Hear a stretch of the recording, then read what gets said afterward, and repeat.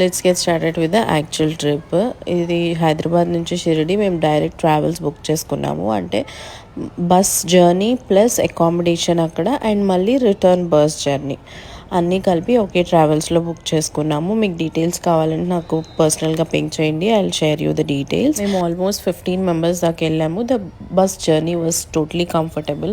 Bus కూడా చాలా హైజీనిక్గా ఉండింది అండ్ రీచ్ అయిపోయాం. ఇప్పుడైతే దర్శనానికి వెళ్తున్నాము.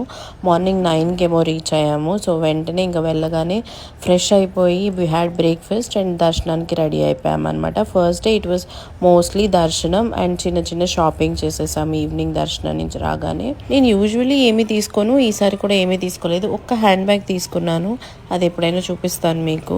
అండ్ జట్కా ఎక్కుదాం అనుకున్నాము కానీ ఒక్కొక్క మనిషికి 500 అన్నారు. సో అందుకే ఫొటోస్ వీడియోస్ తీసుకొని రూమ్కి వెళ్ళిపోయాం అనమాట. బాయ్.